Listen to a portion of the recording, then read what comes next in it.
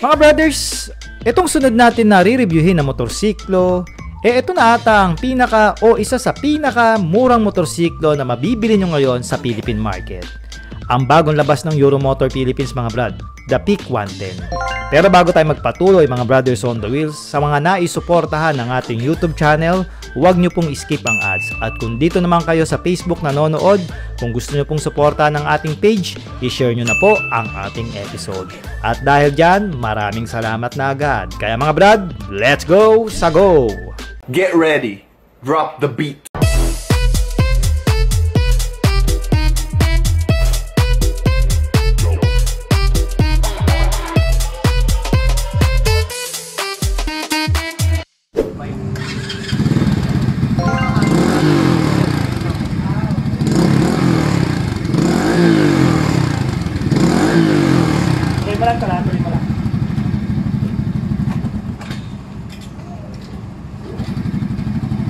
One kick, tsaka ang guys kain.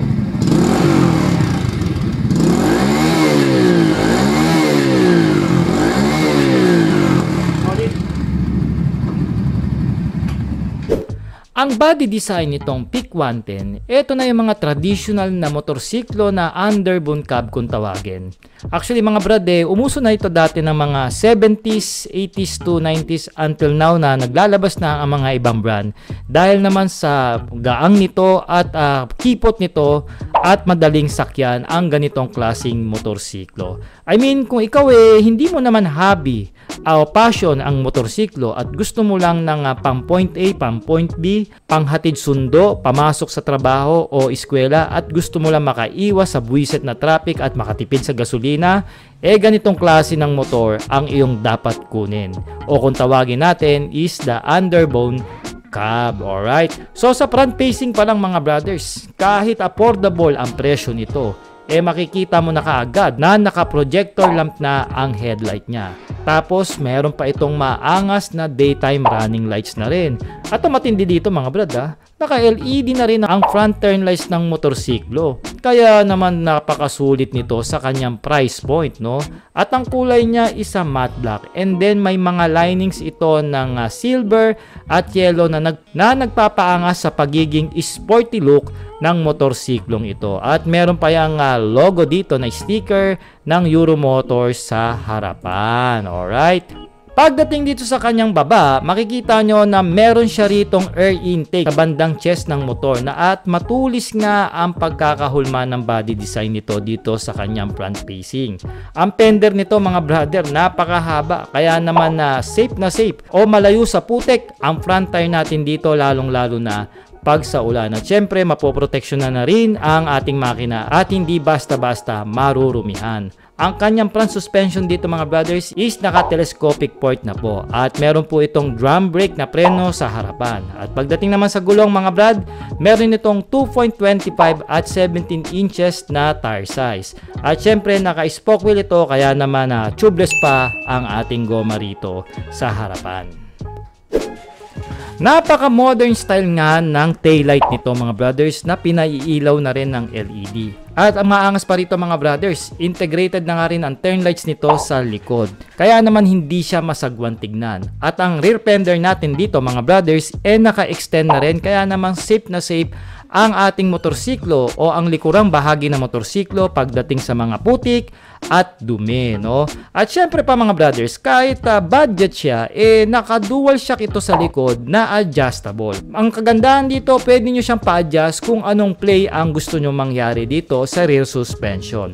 At isa pa sa mga nagustuhan ko rito mga brothers, very elegant ang pagkakadisenyo ng kanyang straight muffler. Tapos yung muffler guard nito o yung muffler cover, naka-chrome finish. Kaya naman may pagka-classic vibe na rin itong si PIC 110. Tapos ang ating tire size dito sa likod is 2.50 by 17 inches na spoke wheel. At syempre pa mga brothers, naka-tube type ito dahil naka-standard spoke wheel nga ito mga brad. Ang preno naman natin dito sa likuran mga brad is drum brake pa. At mga brad, meron naman tayo ditong solid hard plastic na grab bar para sa kakapitan ng ating angkas.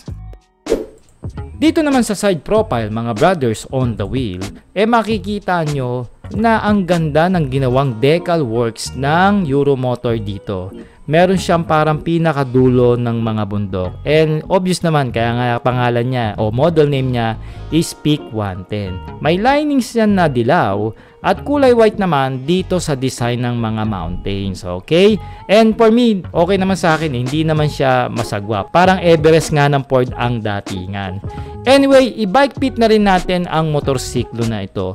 For the reference mga brothers, meron lang po akong taas na 5'4". At meron po akong reach sa braso na 20 inches pagdating sa haba. At may bigat ako na 53 kg. So payat lang ako mga brothers. So ganyan po ang itsura pag nakasakay na dito sa Peak 110 sa katulad ko po na may taas lang na 5'4" na sabi ko kanina. And for the seat height mga brothers mababa lang ang seat height nito na tumataas lang ng 765 mm.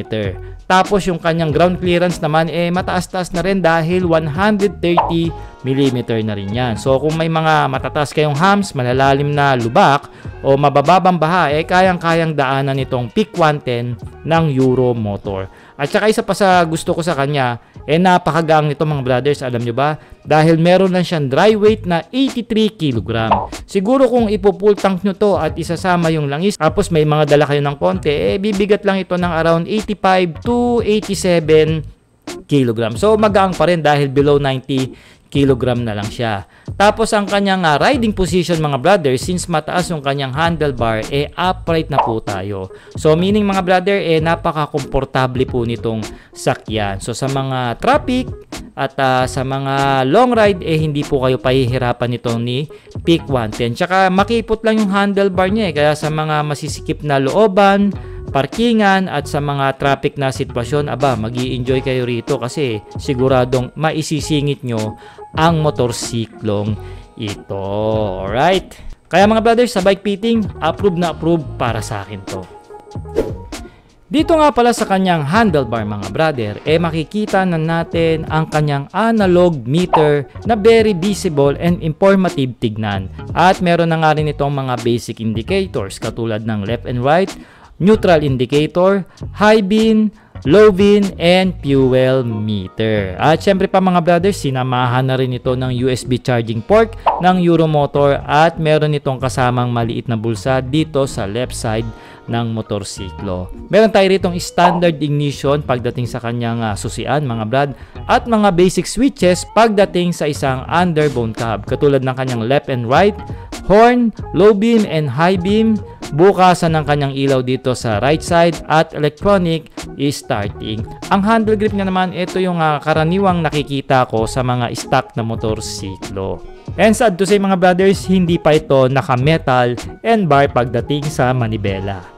Going dito sa kanyang seat setup, naka-single tone naman ito pagdating sa kanyang upholstery. Tama lang naman ang kanyang lambot pagdating sa foaming ng upuan. Nagbibigay rin naman ng comfort kahit papano. At saka gusto ko sa setup ng upuan nito, hindi siya ganong kalaparan. So makipot lang siya. So sa mga katulad nating mabababa ang height, mas abot na abot nyo po ang sahig dito kay Peak 110. At dito naman sa ilalim ng upuan, makikita na natin na meron siya ritong maliit na compartment na pwede nyo paglagyan ng mga tools, kapote, at kung ano pang maliliit na kagamitan na kakailanganin nyo. Katabi na rin dito mga brothers ang 4 liters fuel tank capacity. At pagdating nga sa kanyang fuel consumption mga brothers, magre-range ito ng around 50 to 55 kilometers per liter. Pero syempre, magdidepende pa rin yan sa bigat nyo, riding behavior nyo, at sa sitwasyon sa kalsada pagdating sa fuel consumption.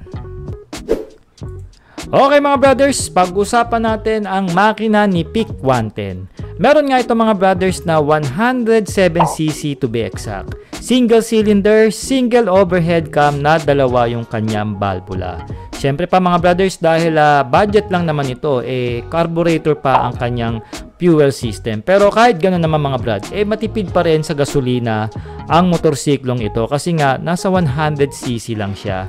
At siyempre, ang advantage ng karburador, mas low cost ang kanyang maintenance at hindi ganong kadugo katulad ng mga fuel injected. I mean, kahit sa mga simpleng shop nyo lang yan dalhin, madali nila yan mare-repair.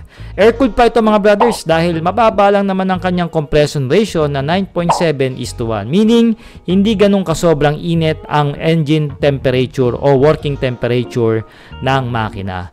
4-speed semi-automatic ito mga brothers, no? Katulad din ng mga ibang underbone cab, wala na itong clutch, no? So pakambyo-kambyo na lang kayo dyan.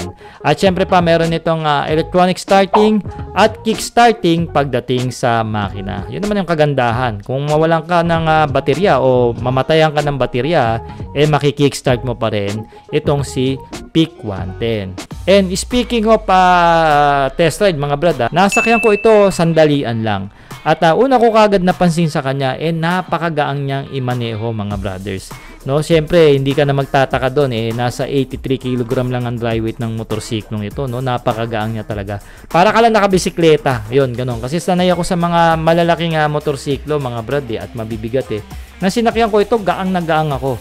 At tapos ang baba pa ng kanyang seat height. So talagang taas ng confidence mo dito pag ito ang minamaneho mo. Tapos sa mga likuan, hindi naman matigas ang ulo niya, no? Kasi manipis lang naman ang mga gulong niya, ang dali niyang iliko, swabe siya lumiko, wala namang laban, no? Sa preno, dahil naka-drum brake lang naman ito, hindi naman ganong kalakasan ang preno niya.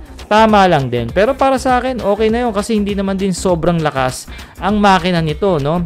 Meron lang naman kasi siyang 4.8 kilowatts pagdating sa kanyang horsepower at 8,000 RPM. At may arangkada lang naman ito mga brothers na 6.8 Nm of torque at 6,000 RPM. Na para sa akin, pwede na para sa isang budget underbone cab, no?